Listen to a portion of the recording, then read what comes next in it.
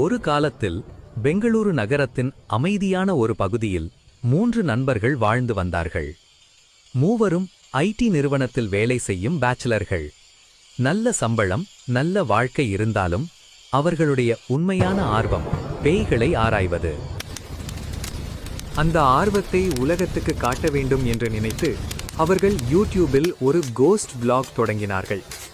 பயங்கரமான இடங்களுக்கு சென்று வீடியோ எடுப்பதே அவர்களுடைய இலக்கு.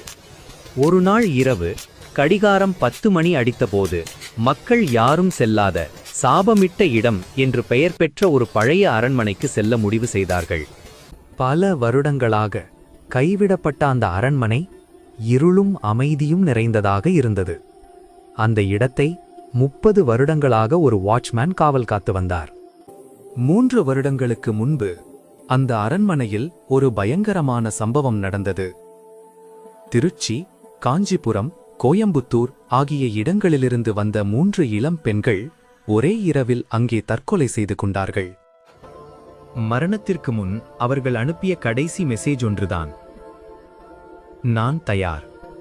இது கடைசி மெசேஜ். அந்த மெசேஜ் இரவு 2 மணிக்கு அனுப்பப்பட்டது. 3 மணிக்குள் மூவரும் உயிரற்ற நிலையில் இருந்தார்கள். வேறு வேறு நகரங்களில் இருந்த அந்த 3 பெண்கள் எப்படி ஒரே நேரத்தில் ஒரே இடத்தில் வந்து இந்த முடிவை எடுத்தார்கள் என்ற கேள்விக்கு யாரிடமும் பதிலில்லை. அந்த இரவு வாட்ச்மேன் தனது வழக்கமான சைக்கிள் ரவுண்டை முடித்துக் கொண்டிருந்தார். அவர் அறியாமலேயே அந்த இடத்தின் இருள் சக்தி அவருக்குள் புகுந்தது. காலையானதும் அரண்மனையில் கிடந்த காட்சி முழு ஊரையும் அதிர்ச்சியில் ஆழ்த்தியது. 3 இளம் பெண்கள் உயிரற்ற நிலையில் கிடந்தார்கள். போலீஸ் விசாரணை முடிவு ஒன்றுதான், இது தற்கொலை. ஆனால் அந்த அரண்மனையின் இருள் இன்னும் பதில் சொல்லாமல் அமைதியாக இருந்தது. உண்மை என்ன?